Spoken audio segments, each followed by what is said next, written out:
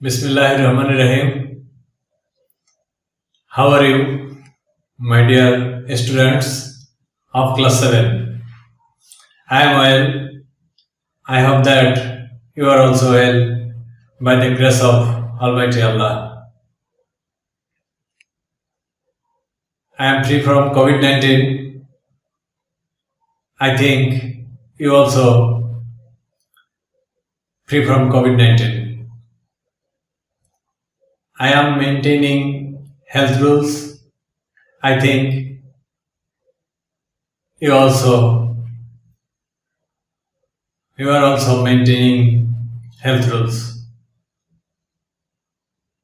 Today, I will discuss with you about your English first paper,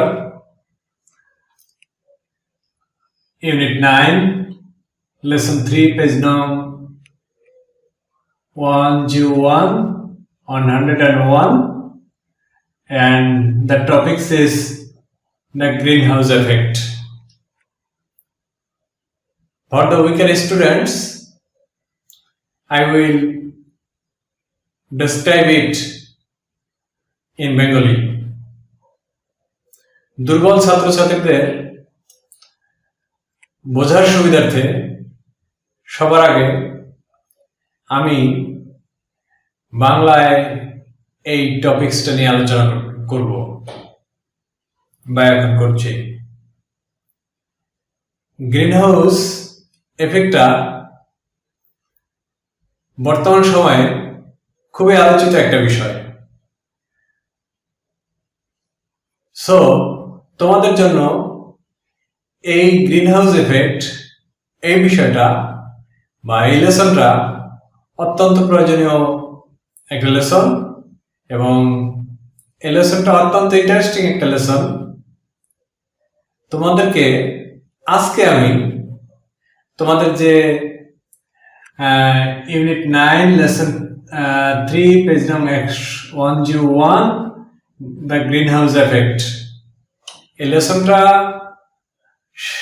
ভালোভাবে শেখানোর সুবিধার্থে আজকের এই ভিডিও টিউটোরিয়ালটি আমি সবার আগে বাংলায় তোমাদেরকে বুঝিয়ে দেব যে আসলে হোয়াট ইজ গ্রিনহাউস এফেক্ট বা what is the meaning of greenhouse effect, বা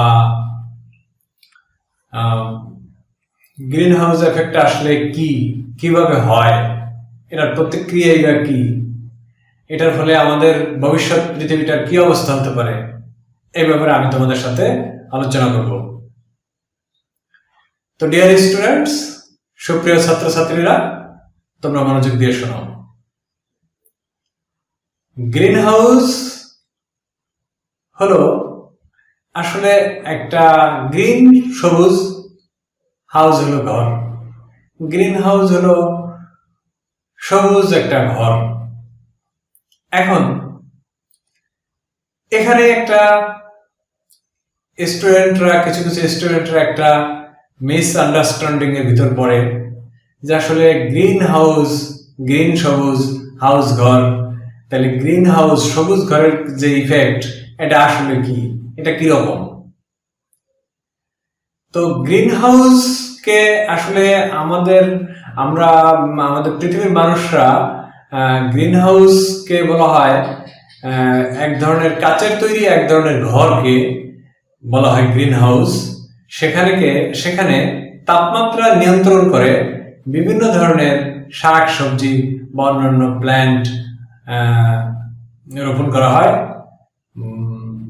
এবং সেখানে প্রয়োজনীয় তাপমাত্রাটাকে ধরে রেখে সেখানে উৎপাদনটা চালিয়ে নেওয়া হয়। তো আমাদের দেশে আমি একটা গ্রিন হাউস দেখেছি, আমাদের ন্যাশনাল বোটানিক্যাল গার্ডেন আছে, সেখানে একটা গ্রিন হাউস আছে। তোমরা যদি কখনো সেখানে যাও তখন তোমরা সেই গ্রিন হাউসটা আসলে সচক্ষে দেখে আসতে পারবে। এখন আমি আমার যে মূল আলোচনা গ্রিন হাউস ইফেক্ট বা গ্রিন হাউস প্রতিক্রিয়া, এটা কিভাবে ঘটে, এটার ফলাফলই বা কি, এটার ভবিষ্যৎ, এটা যদি হতেই থাকে এই গ্রিন হাউস এফেক্টটা, তবে শেষ পর্যন্ত কি হতে পারে এই ব্যাপারে আমি তোমাদের সাথে আজকে এই টিউটোরিয়ালে আলোচনা করব। পরবর্তী টিউটোরিয়ালে আমি তোমাদের এই লেসনটা, যে ইউনিট 9 লেসন 3 পেজ নং 101 101 নম্বর পৃষ্ঠার যে লেসনটা greenhouse effect, the greenhouse effect, এটা তোমাদেরকে আমি পড়ে আবার বোঝাবো। এখন তোমরা মূল বিষয়টা শোনো। তো আমি আগেই বলেছি যে গ্রিন হাউসটা হলো কাচের তৈরি একটা ঘর। সেই ঘরের ভিতরে কি করা হয়, তাপমাত্রাকে নিয়ন্ত্রণ করে সেখানে বিভিন্ন ধরনের ফসল বা বিভিন্ন রকম ভেজিটেবলস এগুলোকে ফলানো হয়। সাধারণত এই কাজগুলো করা হয় এই গ্রিন হাউস তৈরি করে, যে বিভিন্ন কিছুর উৎপাদন করা হয়, বিভিন্ন প্রোডাক্টিভ ক্রপস আর ভেজিটেবলস, এগুলো যে প্রোডাক্ট করা হয় সেটা সাধারণত শীত প্রধান দেশে হয়ে থাকে, যেখানে বেশি শীতের ফলে তারা তাদের শাকসবজি উৎপাদন করতে পারে না। এই জন্য তারা তাদের শাকসবজি বা এই জাতীয় অন্য কিছু তারা গ্রিন হাউসের ভিতর উৎপাদন করে। তো গ্রিন হাউস যেহেতু কাচের তৈরি একটা ঘর, সেই ঘরের ভিতরে সূর্যের আলোটা প্রবেশ করতে পারে। তোমরা জানো যে যেখানে সূর্যের আলো প্রবেশ করে সেই জায়গাটাই কিছুটা উত্তপ্ত হয়, কিছুটা উষ্ণতা প্রাপ্ত হয়। এই গ্রিন হাউস এমনই একটা জিনিস, এখানে যখন কাচের তৈরি ঘরের ভিতরে যখন তাপমাত্রাটা আলোটা প্রবেশ করে, রোদ প্রবেশ করে, তখন এই ঘরটা গ্রিন হাউসটা উত্তপ্ত হয়। উত্তপ্ত হলে সেখানে প্রয়োজনীয় তাপমাত্রাটা কন্ট্রোল করে উৎপাদন করা হয় বিভিন্ন ভেজিটেবলস বা এরকম কিছু। তো আসলে আমাদের এই পৃথিবীটা এই গ্রিন হাউসের মতো। তোমাদের আমরা যে দেখি যে সূর্য থেকে আমরা যে আলোটা পাই, এই আলোটা অনেক দূরের সূর্য, সেখান থেকে আমাদের দেশে, আমাদের এই পৃথিবীতে আলোটা এসে পড়ে এবং সেখান থেকে আসলে আমাদের এই পৃথিবীটা উষ্ণ হয়। যখন রোদ থাকে, আলোটা আমাদের পৃথিবীতে পৌঁছায়, তখন পৃথিবীটা উষ্ণ হয়ে ওঠে এবং যখনই উষ্ণ হয়ে ওঠে তখন পৃথিবীর যে প্রয়োজনীয় তাপমাত্রা, আমাদের পৃথিবীতে যেসব প্রাণী বসবাস করে, মানুষ সহ অন্যান্য প্রাণীরা বসবাস করে, যে প্রাণী জগতের যে বসবাস, সেখানে তাদের বসবাসের জন্য যেটা করা হয়, প্রয়োজনীয় তাপমাত্রাটা তাদের প্রয়োজন হয়।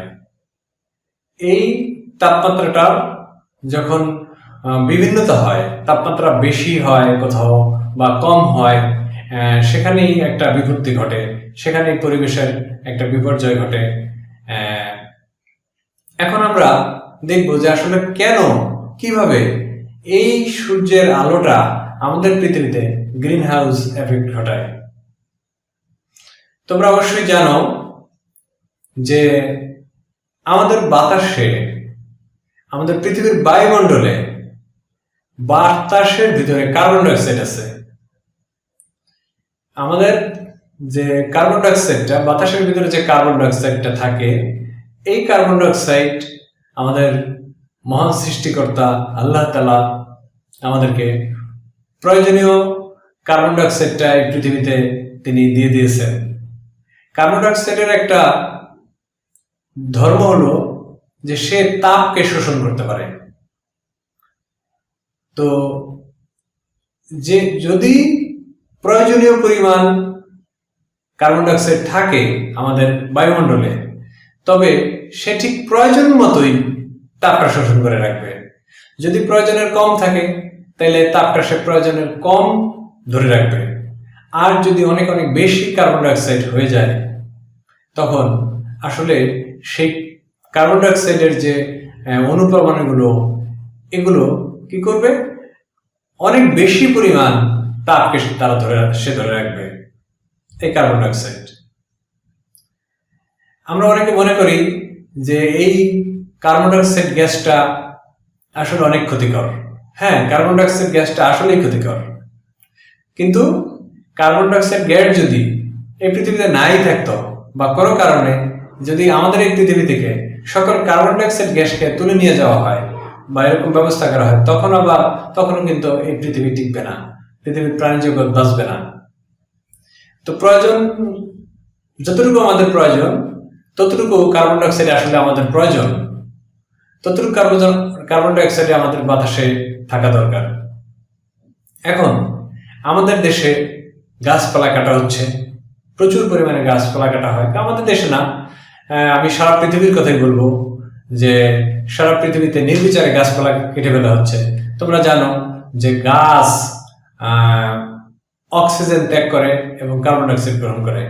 তো যদি প্রচুর পরিমাণে গাছ কেটে ফেলা হয়, তখন গাছ ওই পরিমাণ কার্বন ডাইঅক্সাইড শোষণ করে নিতে পারবে না, বায়ুমণ্ডলে কার্বন ডাইঅক্সাইড বেড়ে যাবে।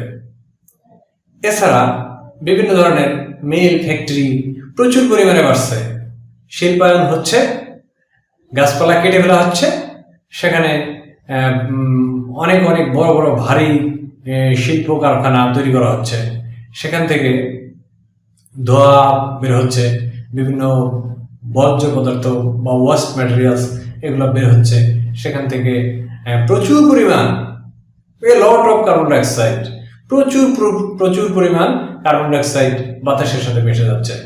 এবং এই প্রচুর পরিমাণ কার্বন ডাইঅক্সাইড বাতাসের সাথে মিশে যাওয়ার কারণেই কি হচ্ছে, আমাদের বাতাসে, আমাদের এই পৃথিবীতে তাপটা বেড়ে যাচ্ছে। তো এই যে তাপটা বেড়ে যাচ্ছে, আমাদের তাপমাত্রা বেড়ে যাচ্ছে, এই অতিরিক্ত তাপমাত্রা বেড়ে যাওয়ার কারণেই কি হচ্ছে, আমাদের এই এনভায়রনমেন্টটা ভায়োলেন্ট হয়ে যাচ্ছে। আমাদের এনভায়রনমেন্টটা খুব বাজে, মানে অন্যরকম একটা আচরণ করছে সে। এখন দেখো তোমরা, বিভিন্ন ধরনের ঝড় আসছে, বিভিন্ন ধরনের কত রকম নামের ঝড়, বন্যা, জলোচ্ছ্বাস, এরকম বড় বড় যে প্রাকৃতিক দুর্যোগগুলো, এগুলো আসলে হচ্ছে আমাদের এই পরিবেশ দূষণের ফলে। এবং এই পরিবেশ দূষণের মূল কারণটা হলো গ্রিন হাউস এফেক্ট। তো এই গ্রিন হাউস এফেক্টটা যদি আমরা কমাতে পারি, তবে আমাদের পৃথিবীর বায়ুমণ্ডলের যে অবস্থাটা, সেটা আসলে আস্তে আস্তে ভালোর দিকে যাবে। আর যদি আমরা এটা গ্রিন হাউস গ্যাসটাকে, কার্বন ডাইঅক্সাইডটাকে যদি আমরা কমাতে না পারি, এটা যেভাবে মানে খুব র্যাপিডলি এটা যেভাবে বেড়ে যাচ্ছে, যদি এভাবে বাড়তেই থাকে, তবে একদিন আমাদের এই পৃথিবীটা আসলে আমরা টিকিয়ে রাখতে পারবো না। সুতরাং আমাদের উচিত হবে এই গ্রিন হাউস গ্যাস নির্গমনকে কমিয়ে আনা। তো শুধু তুমি আমি একার চেষ্টায় হবে না, সারা পৃথিবীর প্রত্যেকটা মানুষ যখন এই ব্যাপারে সোচ্চার হবে, যারা এই ব্যাপারে জানে না তাদেরকে জানাতে হবে, তখন এই গ্রিন হাউস গ্যাস বা কার্বন ডাইঅক্সাইড গ্যাস এটা তখন আমরা কমাতে পারবো। এর জন্য সবাইকে একজোট হয়ে কাজ করতে হবে। আমাদের পরিবেশটাকে যেন আমরা বাঁচিয়ে রাখতে পারি, আমাদের এই সুন্দর পৃথিবীটাকে যেন আমরা টিকিয়ে রাখতে পারি, এর জন্য একজোট হয়ে আমাদের কাজ করতে হবে। তো স্টুডেন্টস, সুপ্রিয় ছাত্রছাত্রীরা, আরেকটা কথা আমি বলি তোমাদেরকে, যে তোমরা সপ্তম শ্রেণীতে পড়ো, তোমাদের ক্লাসে কেন এই গ্রিন হাউস এফেক্টটা এরকম একটা জটিল বিষয় তোমাদের টেক্সটে দিয়ে দেওয়া হলো? এটার কারণ হলো তোমরা এখন ছোট, তোমরা গ্রিন হাউসটা এফেক্টটা যে কি, আর ফলাফলটা কি, আর প্রতিক্রিয়া কি, এটা আমাদেরকে কিভাবে ধ্বংসের দিকে নিয়ে যাচ্ছে, এটা তোমরা এখনই বুঝবে। একদিন তোমরা দেশের ভবিষ্যৎ, একদিন তোমরা দেশের নেতৃত্ব দিবে, বড় বড় ডাক্তার হবে, ইঞ্জিনিয়ার হবে, বিজ্ঞানী হবে, সমাজ বিজ্ঞানী হবে, রাজনীতিবিদ হবে, বা এ ব্যাপারে নিঃসন্দেহে যে তোমরা বড় হয়ে আসলে তোমাদের এই ফ্রেশ ব্লাড তোমরা যারা আছো এরাই আসলে এক সময় আগামী যে পৃথিবীটা সেই পৃথিবীটাকে তোমরা নিয়ন্ত্রণ করবে। তখন যেন তোমরা এই বিষয়টাকে নিয়ে কাজ করতে পারো এবং আমাদের এই পৃথিবীটা যেন সুন্দরভাবে বেঁচে থাকতে পারে। এর জন্য আসলে তোমাদেরকে এখনই শিখিয়ে নেওয়া হচ্ছে এই গ্রিন হাউস এফেক্টটা কি, এটার ফলাফল কি এবং এটাকে কিভাবে রোধ করা যায়। তো ছাত্রছাত্রীরা, তোমরা অবশ্যই একটা জিনিস খেয়াল করবে যে যখনই তোমাদের বাড়িতে, তোমাদের আশেপাশে, তোমাদের প্রতিবেশী, তোমাদের বাবা মা তারা যদি প্রয়োজনের তাগিদে কোনো একটা গাছ কেটে ফেলে, একটা গাছ কাটলে আর অন্তপক্ষে একটার পরিবর্তে 2টা গাছ লাগাতে হবে, তখন আমাদের গাছটা আসলে হবে না। গাছের যে অভাব বা বৃক্ষের যে অভাব, সেই অভাবটা হবে না। অর্থাৎ আমরা গাছ কাটবো, গাছ আমাদের প্রয়োজন আছে, কাঠ আমাদের প্রয়োজন আছে, কিন্তু ওই পরিমাণে আমরা আবার চারা গাছ রোপণ করবো। আমাদের একটা ব্যালেন্স করে রাখতে হবে। এবং তোমরা জানো যে প্রত্যেকটা দেশের এনভায়রনমেন্টটাকে যদি সুন্দর রাখতে হয়, তাহলে সেই দেশের যে মোট আয়তন তার 25% বনভূমি থাকা দরকার। আমাদের দেশে আসলে ওই পরিমাণ বনভূমি নাই, যাও আছে তা আমরা উজাড় করে ফেলছি কেটে।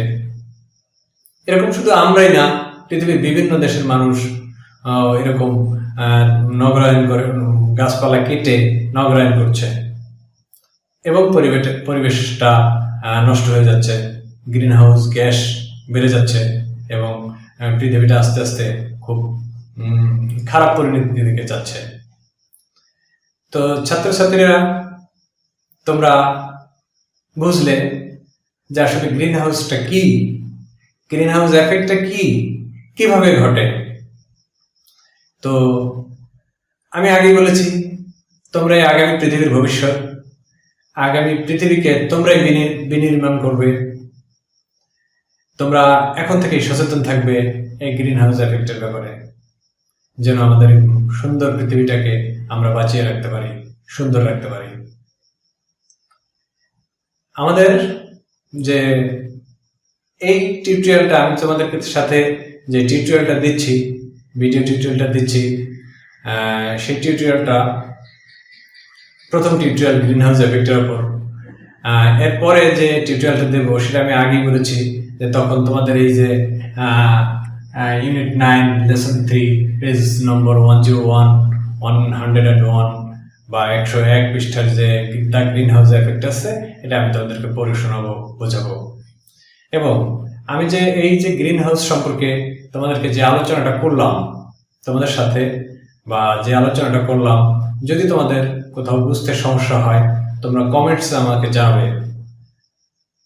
আমি পরবর্তী ভিডিওতে তোমাদের ওই সমস্যাগুলো সম্পর্কে পুনরায় আলোকপাত করব এবং তোমরা অবশ্যই তখন তোমাদের না জানা, না বোঝা বিষয়গুলো তোমরা অবশ্যই বুঝতে পারবে। তো ডিয়ার স্টুডেন্টস, সুপ্রিয় ছাত্রছাত্রীরা, তোমরা ভালো থাকো, সুস্থ থাকো, সুন্দর থাকো। আমি